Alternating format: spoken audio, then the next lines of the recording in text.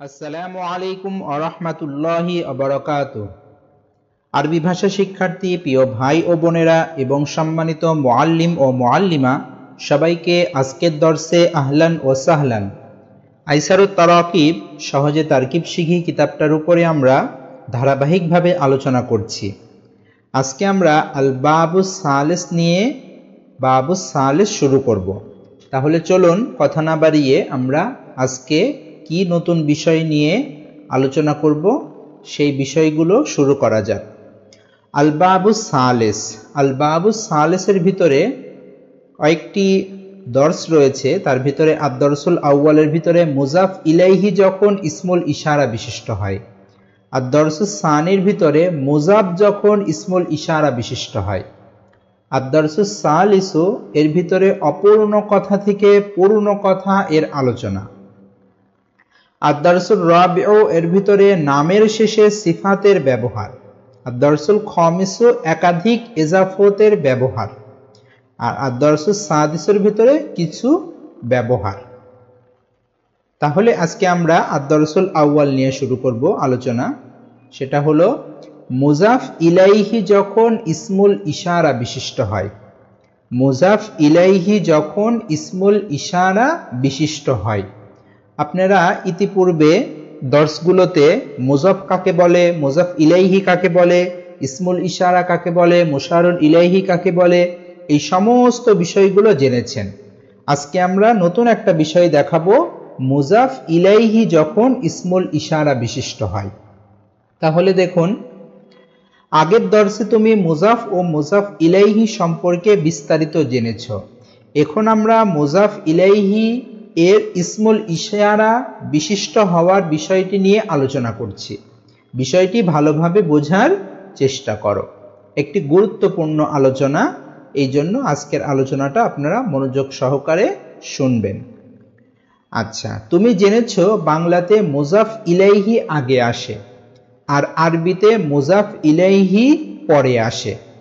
তাহলে বাংলা ভাষাভাষীরা আমরা মুজাফ ইলাইহি আগে নিয়ে আসি, আর আরবি ভাষাভাষীরা মুজাফ ইলাইহিকে পরে নিয়ে আসে। যেমন দেখেন, ইমামুল মসজিদি, ইমামুল মসজিদি, মসজিদের ইমাম। তাহলে আরবিতে দেখেন ইমাম হলো মুজাফ আর মসজিদ হলো মুজাফ ইলাইহি। তাহলে মুজাফ ইলাইহি আরবিতে পরে আসলো। তাহলে এইটার বাংলা তরজমা হবে মসজিদের ইমাম। তাহলে দেখেন, এই যে মসজিদ, মসজিদ বাংলাতে আগে, তার মানে বাংলাতে মুজাফ ইলাইহিকে আমরা বাংলা ভাষাভাষীরা আগে নিয়ে আসি, আর আরব বা আহলুল আরব যারা আছেন তারা মুজাফ ইলাইহিকে বাক্যের শেষে দেন। এই হলো পার্থক্য, দুইটা ভাষার তর্জ ভিন্ন, বিপরীতমুখী। তো এই জন্য ছাত্রছাত্রীরা যখন মুজাফ বা মুজাফ ইলাইহি সংক্রান্ত বাক্য গঠন করবে, তখন বাংলাতে যেই শব্দটা শুরুতে আছে, এক কথায় বাংলা বাক্যটা যে শব্দ দিয়ে শেষ হচ্ছে, যেমন মসজিদের ইমাম, ইমাম দিয়ে শেষ করছি আমি, তাহলে আরবিতে এটাকে শুরু করতে হবে ইমাম দিয়ে। তাহলে ইমামুল মসজিদি। আশা করি বুঝতে পেরেছেন, এই বিষয়টা তো অনেক আগের আলোচনার বিষয়। আচ্ছা, মুজাফ, মুজাফ ইলাইহি, এই যে মুজাফ ইলাইহি পরে। আচ্ছা, এখন তুমি যদি মুজাফ ইলাইহিকে ইসমুল ইশারা বিশিষ্ট করতে চাও, তার মানে এই যে মসজিদ, এই মসজিদের শুরুতে যদি আমি মুজাফ ইসমুল ইশারা নিয়ে আসতে চাই, তাহলে কিভাবে নিয়ে আসবো? তাহলে মুজাফ ইলাইহি এর শুরুতে ইসমুল ইশারা যোগ করে দাও।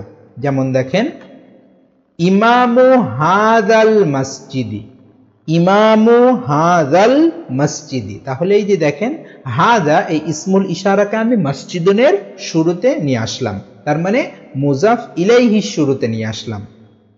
তাহলে ইমামু হাযাল মসজিদি বাংলা তরজমা দেখেন, এই মসজিদের ইমাম, এই মসজিদের ইমাম। এখানে হলো এই মসজিদের ইমাম।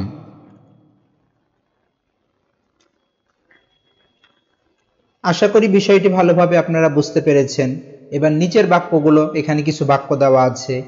এই মাদ্রাসার শিক্ষক, এই ঘরের দরজা, ওই বাগানের ফুল, এই মাদ্রাসার ছাত্রী, এই ঘরের মালিক, ওই গাছের ফুল, ওই গরুর দুধ, এই মসজিদের ইমাম, এই নদীর মাছ, এই ছেলের ঘড়ি। এখানে আমরা কিছু বাক্য দিয়ে দিয়েছি। আপনারা ছাত্র বা ছাত্রীদেরকে এই তর্স অনুসরণ করে আপনারা বলবেন যে তোমরা 10টা 15টা বা 20টা বাক্য তোমরা তৈরি করবা। এভাবেও তামরিন হতে পারে। আবার আপনারা এই পাঠটা পড়ানোর পরে দর্সের ভিতরে এই জাতীয় বাক্য জিজ্ঞাসা করবেন ছাত্র বা ছাত্রীদেরকে। যেমন এখানে আছে এই মাদ্রাসার শিক্ষক, এখানে আপনি শব্দ পরিবর্তন করে দেন যে এই মসজিদের ইমাম, বা এখানে দিতে পারেন এই বাগানের ফুল। এখানে শব্দ পরিবর্তন করে দিবেন, তবে তারতিব একই রকম থাকবে। এইভাবে যদি আপনারা দর্সের ভিতরে একটু করে তামরিন করাই দেন, তাহলে আশা করি ছাত্র বা ছাত্রীদের জেহেনে এই ব্যবহারটা গেঁথে যাবে।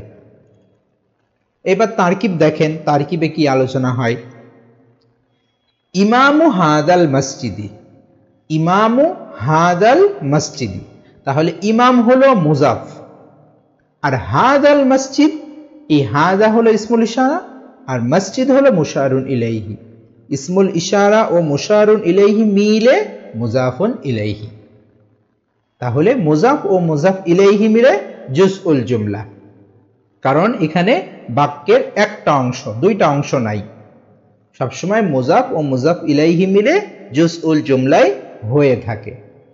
আচ্ছা, মুজাফ ও মুজাফ ইলাইহি মিলে জুজউল জুমলা বা জুমলার একটি অংশ হয়, মুবতাদা কিংবা খবর। এখন তুমি যদি উপরের বাক্যকে পূর্ণ বাক্য বানাতে চাও, তাহলে বাক্যটি শুরুতে বা শেষে শব্দযুক্ত করে দাও। যেমন দেখেন, আর রজুলু, আর রজুলু, এখানেও ছাত্রছাত্রীদের হাত নাড়াবেন। এই বিষয়টা আমি এখন আর বলছি না, যেহেতু শুরুতে এই বিষয়গুলো আলোচনা করেছি, হাত নাড়িয়ে নাড়িয়ে কিভাবে ছাত্রদেরকে পড়ানো হয়, এগুলো আমরা শুরুতে বলেছি। আর রজুলু, ছাত্রদের বলবেন যে আর রজুলু, যখন বলবেন তখন তাদেরকে হাত ডান দিকে ঝোঁকাতে বলবেন। আর রজুলু, লোকটি, লোকটি কি হয়েছে, তাহলে লোকটি সম্পর্কে আমি খবর দিচ্ছি যে ইমামু হাদাল মসজিদি, এই মসজিদের ইমাম, তাহলে লোকটি সম্পর্কে আমি খবর দিলাম। তাহলে আর রজুলু হলো মুবতাদা, আর ইমামু হাদাল মসজিদি মুজাফ মুজাফ ইলাইহি মিলে খবর। তাহলে মুবতাদা ও খবর দুইটা অংশই বাক্যের ভিতরে পাওয়া গেল, এই কারণে জুমলা হলো। আর যেহেতু ইসিম দ্বারা শুরু হলো, এই কারণে আল ইসমিয়া।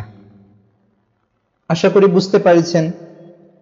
আবার দেখেন, ইমামু হাদাল মসজিদি আলিমুন, এখানে শুরুতে যুক্ত করলাম নতুন একটা শব্দ।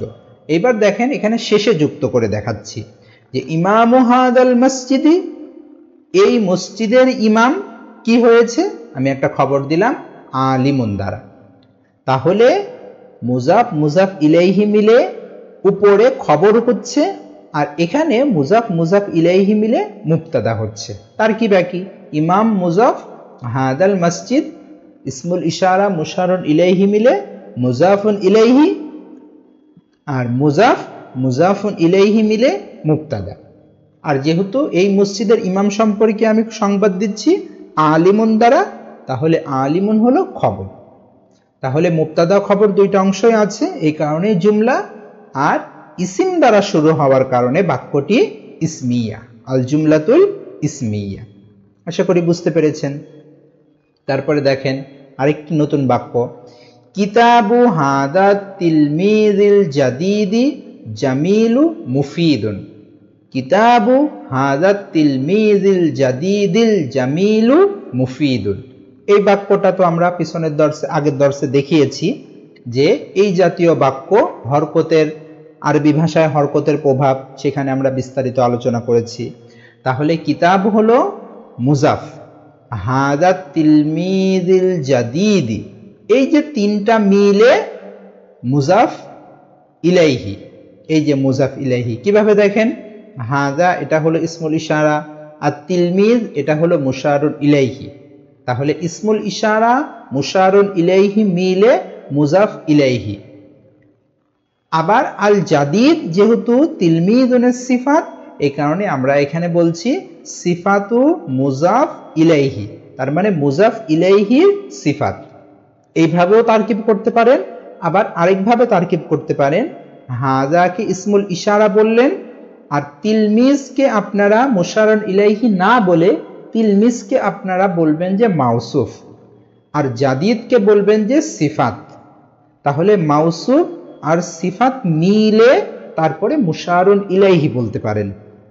এই মুশারুন ইলাইহি মাউসুফ সিফাত মিলে মুশারুন ইলাইহি বলতে পারেন, আর ইসমুল ইশারা মুশারুন ইলাইহি মিলে মুজাফুন ইলাইহি, এইভাবেও বলতে পারেন। আচ্ছা, তারপরে হলো তাহলে এই তিনটা অংশ মিলে হলো মুজাফ ইলাইহি। এই যে মুজাফ ইলাইহি, এই যে এই দুইটা অংশ, এগুলো মিলে মুজাফ ইলাইহি হলো। এইবার থাকলো জামিল। এই জামিলটা কি হচ্ছে? এই জামিলটা হলো সিফাতু মুজাফ, মুজাফের সিফাত। তাহলে এই যে মুজাফ আর এই সিফাতু মুজাফ, এই দুইটা মিলেই হলো মূলত মুজাফ ইলাই। মুজাফ মূলত কিতাবটা মুজাফ, কিন্তু এখানে যেহেতু জামিলটাকেও ধরতে হবে, সেই হিসাবে সিফাতু মুজাফ ইলা মুজাফ, তাহলে মুজাফ, মুজাফ আর মুজাফ ইলাইহি মিলে মুবতাদা। আর এই যে মুফিদুন কে আমরা খবর বললাম, তাহলে মুবতাদা ও খবর দুইটা অংশই পাওয়া গেল বাক্যের ভিতরে। এই কারণে আল জুমলাতুল ইসমিয়াতু। আশা করি তারকিবটা বুঝতে পেরেছেন, যদিও একটু কঠিন মনে হচ্ছে। এইভাবে ছাত্র ছাত্রীদেরকে বিষয়গুলো সুন্দর করে ভেঙে ভেঙে বুঝিয়ে দেবেন। একবার যদি তাদের বুঝে এসে যায়, তাহলে বাক্য গঠনের ক্ষেত্রে তারা আর কখনোই ভুল করবে না। কারণ আমরা দেখছি যে ছাত্র বা ছাত্রীদেরকে এই বাক্যগুলো সুন্দর করে না বোঝানোর কারণে যখন আমরা দর্শে গিয়ে এই বাক্যগুলো তাদেরকে জিজ্ঞাসা করি, তারা এই বাক্যগুলো বিশুদ্ধভাবে লিখতেও পারে না, বলতেও পারে না। তাই আশা করি এই দর্শ থেকে আপনারা ছাত্র ছাত্রীদেরকে কিভাবে এই বাক্যগুলো বুঝাবেন আশা করি বুঝতে পেরেছেন। এই নতুন ছাত্রের সুন্দর কিতাবটি উপকারী। আচ্ছা, উপরের বাক্যে মুজাফ ইলাইহিটি, মুজাফ ইলাইহি একসাথে ইসমুল ইশারা ও সিফাত বিশিষ্ট হয়েছে। তাহলে এখানে দেখেন এই যে মুজাফ ইলাইহি, তিলমিজ মূলত মুজাফ ইলাইহি, এই মুজাফ ইলাইহি ইসমুল ইশারাও বিশিষ্ট হয়েছে, আবার একসাথে সিফাতও বিশিষ্ট হয়েছে।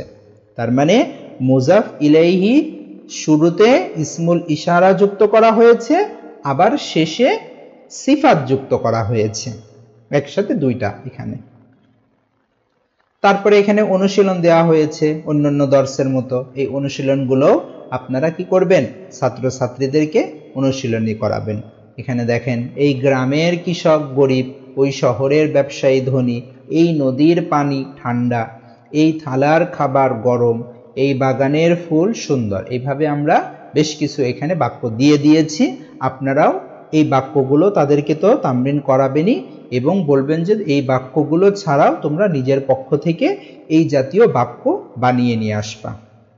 তারপর এখানে দেখেন কিছু আরবি দিয়ে দিয়েছি আমরা, কিতাবুত তিলমিদিল জাদিদিল কদিমু ফাওকাত তাবিলাতি।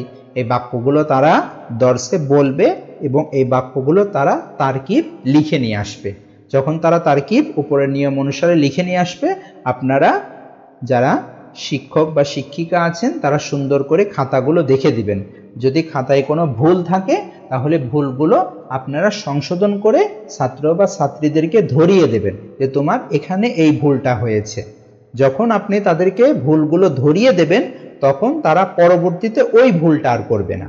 আর যদি খাতা যদি আপনি না দেখে দেন, শুধু তোমরা লিখে নিয়ে আসো এতটুকুই যদি বলে যদি আপনি এর ভিতরে যদি সীমাবদ্ধতা রেখে দেন, খাতাটা যদি না দেখে দেন, তাহলে তারা যে ভুলগুলো করবে, তারা যেহেতু ছাত্র ভুলটা বুঝতে পারবে না যে কোনটা ভুল হচ্ছে আর কোনটা ভুল হচ্ছে না, তাহলে তাদের ভুলটা সারা জীবন ভুলই থেকে যাবে। তো এই জন্য অনুরোধ থাকবে যে প্রতিদিনকার দর্শ বা প্রতিদিনকের অনুশীলনীগুলো সবার খাতাগুলো আপনারা মেহেরবানি করে দেখবেন, একটু সময় করে হলেও। আশা করি এর দ্বারা আপনার ছাত্র বা ছাত্রীর ইস্তেদাদ খুব ভালো হবে। তাহলে আজকে এই পর্যন্তই। এছাড়াও আমাদের আরো কিতাব রয়েছে, এই কিতাবটা প্রায় শেষের দিকে আলোচনা, এরপরে আমরা নতুন আরেকটা কিতাবের আলোচনা শুরু করব ইনশাআল্লাহ। তাহলে সামনে আদ-দারসুস সানির ভিতরে মুজাফ যখন ইসমুল ইশারা বিশিষ্ট হয় এটা নিয়ে আলোচনা শুরু করা হবে। তাহলে আজকে এই পর্যন্তই। যদি এই আলোচনাটা আপনাদের কাছে মুফিদ মনে হয় আপনারা শেয়ারের মাধ্যমে আপনাদের অন্যান্য সাথীদেরকেও এই আলোচনাটা শোনার সুযোগ করে দেবেন।